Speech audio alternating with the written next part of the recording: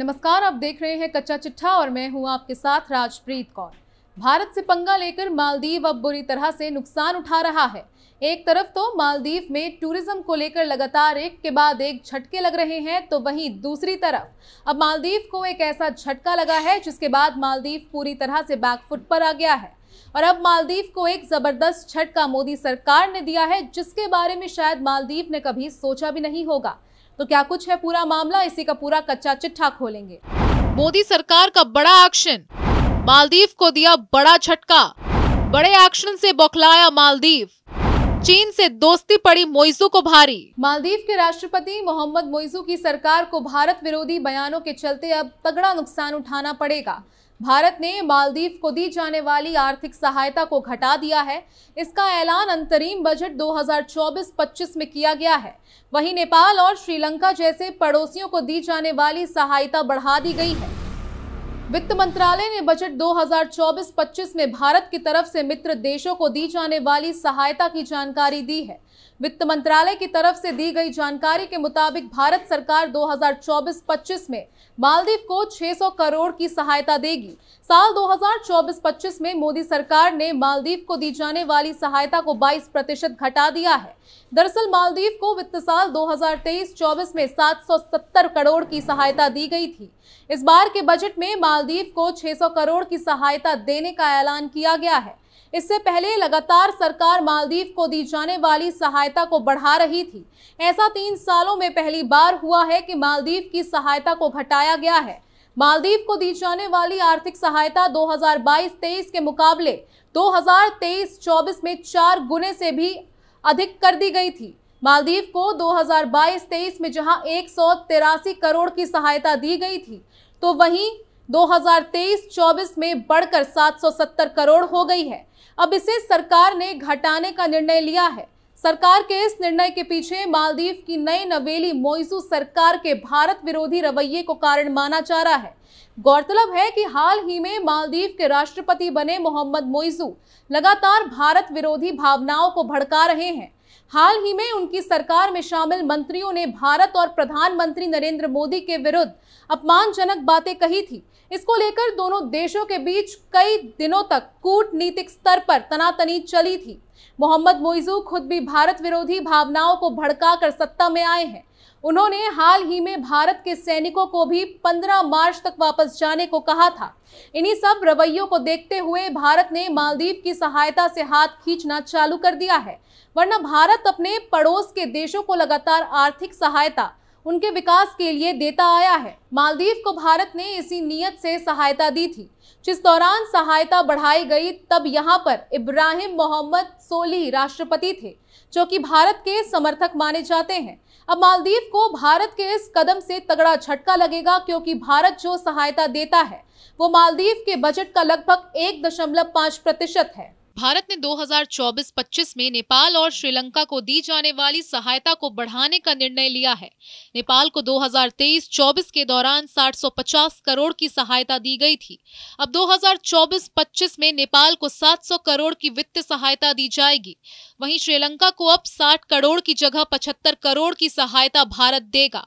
बांग्लादेश और म्यांमार को भी भारत ने 120 करोड़ और 250 करोड़ की सहायता देने का निर्णय लिया है। भारत अपने पड़ोसी भूटान को 2068 करोड़ की सहायता और लोन देगा। इसके अलावा ईरान में बन रहे चाबहार पोर्ट के लिए भी भारत ने 100 करोड़ देने का ऐलान किया है। अफगानिस्तान को 200 करोड़ की सहायता दी जाएगी। इतना ही नहीं, अभी हाल ही में मालदीव ने अपने मंत्रियों की वजह से काफी ज्यादा नुकसान उठाया है। बात यहीं पर खत्म नहीं होती है। अभी हाल ही में खूबसूरत समुद्री किनारों और लग्जरी टूरिज्म के लिए मशहूर मालदीव के पर्यटन को भारत की तरफ से बड़ा झटका लगा है। मालदीव के पर्यटन मंत्रालय के आंकड़ों के मुताबिक मालदीव जाने वाले भारतीयों की संख्या में भारी गिरावट आई है। 3 हफ्ते पहले जहां भारतीय मालदीव जाने में विश्व के 3रे स्थान पर थे, अब 5वें स्थान पर आ गए हैं। भारतीय पर्यटक मालदीव के लिए बेहद जरूरी हैं, क्योंकि भारत से बड़ी संख्या में लोग हर साल मालदीव जाते हैं। साल 2023 में मालदीव के टूरिज्म मार्केट में भारतीयों का योगदान 11% था, लेकिन हालिया विवाद के बाद मालदीव जाने वाले भारतीय पर्यटकों की संख्या में भारी गिरावट आई है। मालदीव की पर्यटन वेबसाइट के मुताबिक साल 2024 की शुरुआत में भारतीय पर्यटक मालदीव जाने वाले में तीसरे स्थान पर थे, जिसमें उनका मार्केट शेयर 7.1% था। चीन उस वक्त मालदीव जाने वाले पर्यटकों की सूची में शीर्ष 10 देशों में भी नहीं था। लेकिन भारत मालदीव विवाद के बाद मालदीव के पर्यटन डेमोग्राफी में बहुत बदलाव हुआ है। चीन अब भारत की जगह ले चुका है, यानी चीनी पर्यटक मालदीव जाने वाले तीसरे सबसे बड़े पर्यटक हैं। चीन के बाद चौथे स्थान पर ब्रिटेन है। मालदीव जाने वाले भारतीय पर्यटकों में ये गिरावट मालदीव के साथ चल रहे भारत के राजनीतिक तनाव के बीच आई है, जिसमें मालदीव के उप मंत्रियों ने प्रधानमंत्री नरेंद्र मोदी के लक्षद्वीप दौरे की तस्वीरों और वीडियो पर अपमानजनक कमेंट किया था। दरअसल जनवरी की शुरुआत में प्रधानमंत्री लक्षद्वीप गए थे और वहां के खूबसूरत समुद्री किनारों की तस्वीर शेयर करते हुए लोगों से लक्षद्वीप जाने का आग्रह किया था। पीएम मोदी के इस ट्वीट के जवाब में मालदीव के 3 उप मंत्रियों ने अपमानजनक भाषा का इस्तेमाल किया और कहा कि लक्षद्वीप का मालदीव से कोई मुकाबला नहीं है। उनके ट्वीट के बाद सोशल मीडिया पर लोगों का गुस्सा भड़क गया और लोग मालदीव का बहिष्कार करने लगे। लोगों ने कहना शुरू किया कि वो मालदीव की जगह लक्षद्वीप जाना पसंद करेंगे। विवाद बढ़ता देख मालदीव की सरकार ने अपने उप मंत्रियों को निलंबित कर दिया था, लेकिन मामला शांत नहीं हुआ और लोगों ने मालदीव का बहिष्कार जारी रखा। विवाद को देखते हुए भारत के बड़े ट्रैवल पोर्टल ईज माई ट्रिप ने मालदीव जाने वाली सभी फ्लाइट्स की बुकिंग कैंसिल कर दी थी। इतना ही नहीं, मालदीव की संसद में विपक्ष और सत्ता पक्ष के सांसदों के बीच जमकर हंगामा हुआ है। यहां तक कि सांसदों ने एक दूसरे पर हाथ घूंसे भी चलाए। मालदीव की संसद में यह हंगामा तब शुरू हुआ जब राष्ट्रपति मोहम्मद मोइजू के कैबिनेट में 4 मंत्रियों को शामिल करने की बात शुरू हुई। बहस बढ़कर धक्का मुक्की तक पहुंची और फिर सत्ता और विपक्षी सांसदों के बीच हाथापाई हो गई। ये घटनाक्रम मोहम्मद मोइजू के लिए बड़ा झटका है, क्योंकि एक कैबिनेट में 4 नए सदस्यों को नहीं ला सके। इसके बाद सरकार समर्थक नेताओं ने संसद के बाहर विरोध प्रदर्शन शुरू कर दिया। ये कैबिनेट के नए सदस्यों को मंजूरी दिए जाने की मांग कर रहे हैं। विपक्षी मालदीवियन डेमोक्रेट पार्टी MDP और डेमोक्रेट्स के राष्ट्रपति मोहम्मद मोइजू के मंत्रिमंडल में नए मंत्रियों को मंजूरी नहीं देने के फैसले के बाद सत्ताधारी people's national congress progressive party of Maldives और PNC की गठबंधन की सरकार मंत्री, पार्टी पदाधिकारी और सरकार समर्थक संसद के बाहर विरोध प्रदर्शन कर चुके हैं। सरकार के सबसे वरिष्ठ मंत्री अब्दुल रहीम अब्दुल्ला ने मंत्रियों को मंजूरी देने से इनकार करने को सरकार को काम से रोकने की कोशिश बताया और इस घटनाक्रम के पीछे पूर्व राष्ट्रपति इब्राहिम मोहम्मद सोली का हाथ होने का आरोप लगाया। संसद में हुए घटनाक्रम पर नाराजगी व्यक्त करते हुए सत्ता पक्ष की पार्टियों के गठबंधन ने कहा कि विपक्ष का मंत्रियों को मंजूरी देने से इनकार करना जनता की सेवाओं में खुलेआम बाधा डालने जैसा है। मंत्रियों के प्रदर्शन का मूल्यांकन किए बिना उन्हें कोई अवसर देने से पहले विरोध समझ से परे है। गठबंधन ने कहा कि राजनीतिक दल राष्ट्रपति द्वारा नियुक्त मंत्रियों को मंजूरी देने के लिए बाध्य है। राष्ट्रपति के रूप में जनता द्वारा विधिवत चुने गए व्यक्ति का ये कर्तव्य है कि वो अपनी नीतियों को लागू करने के लिए सक्षम लोगों को मंत्री के तौर पर नियुक्त करे। इसमें कोई संदेह नहीं है कि राष्ट्रपति द्वारा नियुक्त मंत्री योग्य और अनुभवी व्यक्ति थे जो अपनी जिम्मेदारियों को पूरा करेंगे। गठबंधन को इसमें कोई संदेह नहीं है कि ये मंत्री जनता के कल्याण को प्राथमिकता देते हुए काम करते हैं। ऐसे में कैबिनेट के नए सदस्यों को मंजूरी दी जाए।